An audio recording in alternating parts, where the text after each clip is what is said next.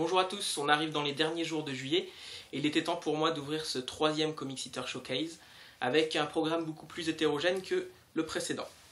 On commence tout de suite avec de l'édition collector en VF d'un fascicule Panini Comics qui est sorti maintenant il y a 1 ou 2 mois. C'était en juin, donc il y a un peu plus d'1 mois, bientôt 2 mois, qui est le dernier numéro de Spider-Man pré-Marvel Now en édition collector. Il est super, il coûte 7,50 €, donc un peu plus cher, c'est souvent le cas chez Panini.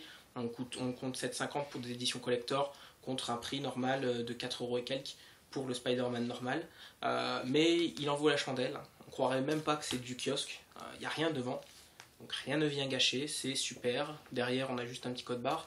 C'est ce qu'on aimerait voir plus souvent chez Panini. Alors je ne demande pas bien sûr d'avoir rien du tout, mais un peu moins chargé, un petit titre, quelque chose, pas 50 trucs, pas des crayonnés, des choses dégueulasses qui ressemblent à rien. Donc le contenu également, hein, puisque c'est bien gentil la couverture, mais ça fait pas tout.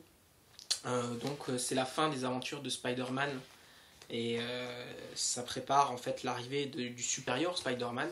On a du Humberto Ramos, très en forme, hein, et la fin, sans dévoiler un peu ce qui se passe dedans, ce sera voilà, ce nouveau Spider-Man. Vous allez découvrir qui c'est, si vous ne le savez pas encore, comment on y arrive. Et ce sera la série à suivre dans Marvel Now, qui, est-ce qu'on aime ou qu'on n'aime pas ce qui s'est passé, a des qualités et qu'il faut suivre.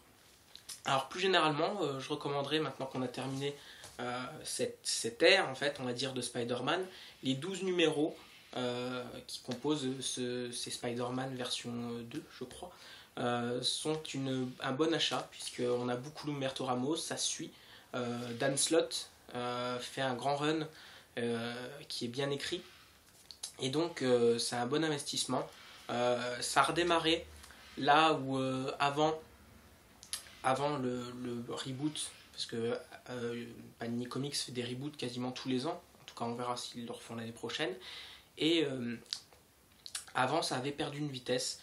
Je me souviens du Spider-Man 149 qui était très mauvais pour finir. On avait les Spider-Man pendant le Fear Itself, tout ça, où c'était très bancal, il n'y avait pas grand chose d'intéressant, il y avait des tie-in, etc. Donc là ça fait du bien quand on est revenu au 1 avec les séries Scarlet Spider, etc. Il y avait plein de bonnes choses.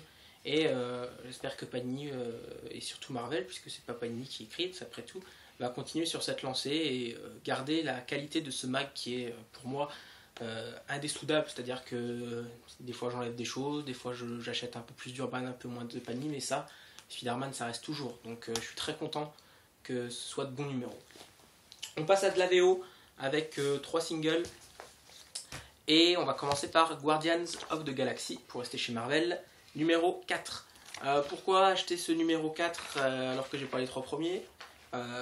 Parce que c'est l'arrivée de l'artiste Sarah Pichelli sur le titre. Cet artiste que vous connaissez sans doute pour son travail sur Ultimate Spider-Man notamment, et qui a changé de série pour venir sur Guardians of the Galaxy, qui est un peu le gros titre Marvel Now. Il faut savoir que Marvel Now a été le relaunch de chez Marvel, qui a permis d'un côté de mettre en avant des séries comme Guardians of the Galaxy, comme Nova, qui étaient un peu moins importantes avant, qui étaient moins connues, moins mises en avant. Et aujourd'hui, au contraire, elles sont bien représentées, elles sont au top. C'est parmi les meilleures séries de ce relaunch. Ce qui est un peu dommage, c'est qu'en contrepartie, on a perdu sur les Vengeurs, New Avengers, c'est mauvais chez Marvel Now, pour moi, hein, bien sûr. On a aussi les séries X-Men qui ont beaucoup gagné avec All New X-Men, Uncanny X-Men. Donc il y a quand même plein de bonnes choses qui sont nées de ce relaunch. Et à l'inverse, il y en a qui ont payé les pots cassés, notamment tous les titres Vengeurs qui ont été détruits. Ça marchait bien avant, et puis là on a l'impression qu'il n'y a plus rien, c'est vide, c'est plat. Et donc voilà. Mais revenons sur ce Guardians of the Galaxy 4, qui raconte, en fait, c'est toujours Brian Michael Bendis, hein, bien sûr, une scène classique, hein, dans un bar où on s'amuse avec les différents personnages. C'est très joli, très bien dessiné, on voit qu'elle est à l'aise, hein, Sarah Pichelli, avec son style particulier. La colorisation aussi est très belle, l'ancrage. Et à part ça, par contre, il ne se passe pas grand chose, hein. C'est-à-dire qu'on s'amuse dans un bar, pendant que Gamora va se retrouver en tête-à-tête avec Tony Stark. Puis à la fin de ce rendez-vous, elle sera attaquée par un chasseur de primes. Elle ne sait pas pourquoi, d'ailleurs sa tête est mise à prix. Ça peut être par rapport à ses origines, hein, après tout, puisqu'elle est liée à Thanos, hein, dans sa famille.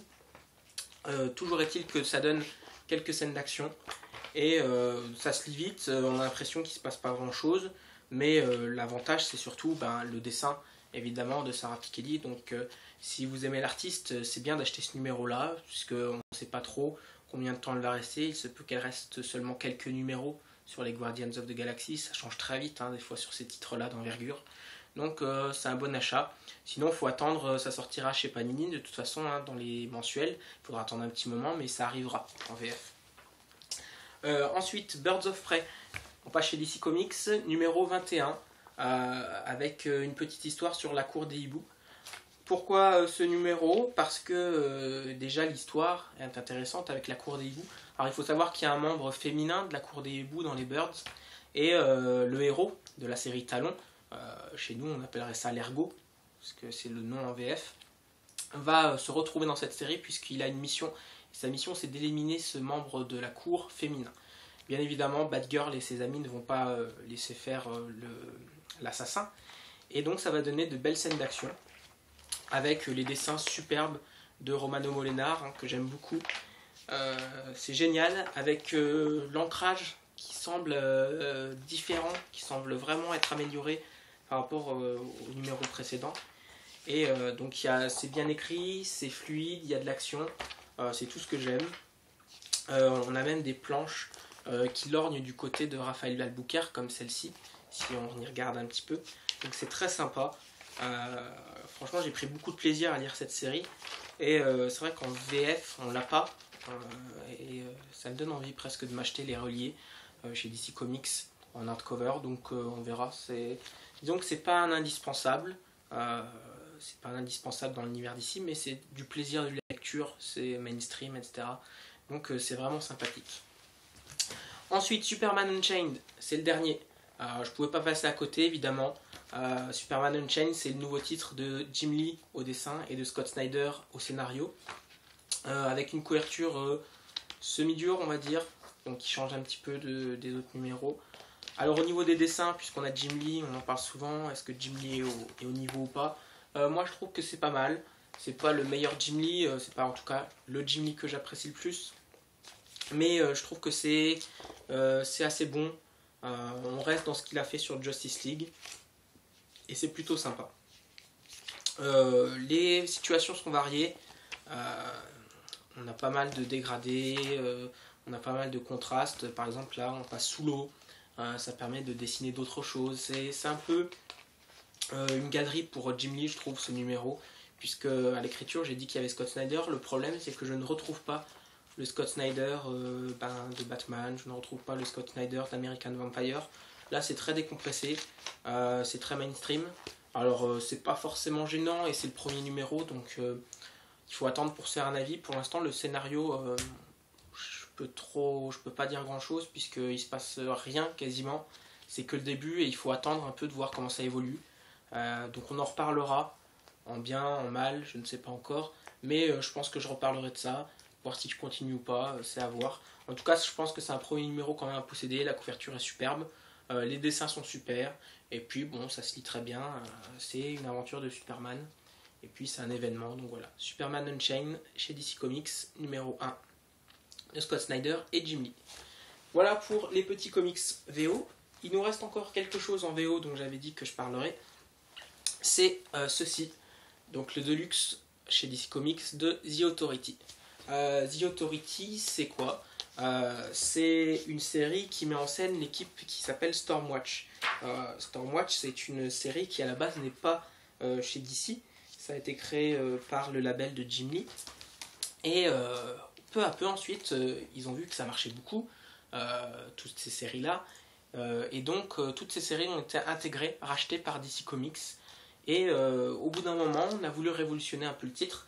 Et l'équipe de Stormwatch dans l'histoire va subir un peu des déconvenues, et cela va amener The Authority, une toute nouvelle histoire avec une équipe avec des anciens personnages, des nouveaux personnages, etc. Et donc The Authority, c'est un livre écrit par Warren Ellis, qui est un brillant scénariste, et qui est dessiné par Brian Hitch. Brian Hitch, qui ensuite, chez Marvel, vous avez pu voir sur les Ultimates, par exemple. Donc c'est quand même quelqu'un qui dessine plutôt bien. The Ultimates, d'ailleurs, qui est assez inspiré, entre autres, de The Authority, également. Et donc The Authority, c'est une sorte de Justice League, un peu, mais à la Jim Lee, c'est avec d'autres personnages. Si je vous dis par exemple Apollo, c'est ce monsieur en jaune ici, c'est le Superman de The Authority. Il est très puissant, il vole, il a besoin de l'énergie solaire, etc. Et à côté, nous avons quelqu'un en noir qui est en fait l'équivalent de Batman et qui s'appelle Midnighter. Alors lui, c'est un expert en combat, il voit tout avant ce qui se passe. Et on a l'ingénieur, on a Jenny Sparks qui balance de l'électricité, qui pourrait faire un peu, c'est pas, une mutante, ou alors Miss Marvel. Voilà, on voit quand même qu'il y a des rapports entre les personnages, mais ça reste un contexte original, dans un univers où cette équipe, en fait, n'est pas autorisée à la base par le gouvernement, mais elle va quand même s'attaquer au terrorisme, et c'est très bien écrit. Alors déjà, du Warren Ellis comme j'aime bien.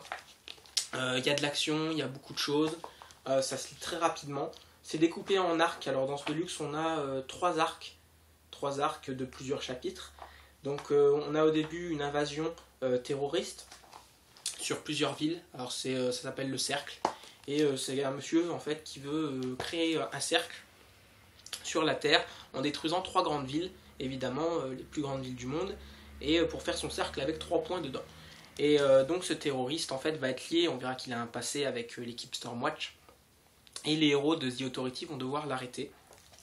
Ensuite on a une invasion à nouveau, mais extraterrestre cette fois, et puis ensuite on a une histoire sur les origines de la Terre, de la planète, avec une histoire de Dieu, etc. Et donc il y a beaucoup de choses, il y a beaucoup d'actions, c'est génial.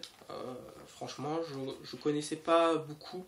Avant, j'avais entendu parler de The Authority, mais faut dire que le Deluxe chez Panini Comics était très cher. Et donc, j'ai sauté sur l'occasion quand j'ai vu cette réédition chez DC Comics en VO. Et à savoir qu'il y a un tome 2 qui est prévu, qui sortira. Après, il faut voir, puisque après, on change d'ère. Il y a plusieurs ères. L'ère Warren Ellis et l'ère Brian Hitch est très connue et très à de bons retours. Après, c'est vrai que c'est un peu moins bien, mais ça reste quand même quelque chose de bon, ça change. On reste dans le super-héros, hein. Il ne faut pas s'attendre à autre chose, c'est du super-héros, mais écrit autrement. C'est quelque chose d'un peu plus sombre, il y a la notion de sacrifice, les héros ne sont pas si forts que ça, on voit qu'ils sont vulnérables, et c'est très intéressant. Le prix quand même, c'est aux alentours de 20 euros, je ne sais plus, 18 euros je crois, j'ai payé.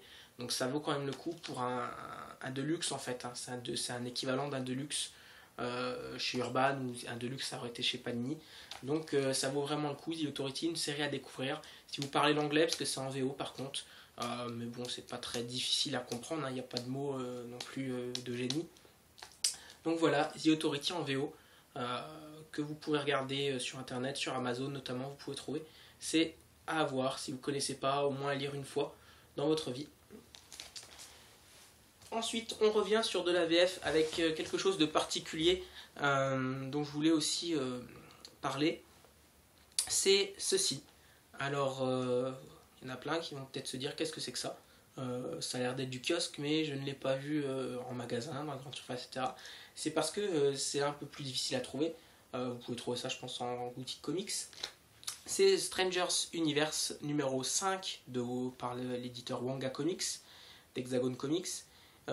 Et c'est une série complète sur le garde républicain.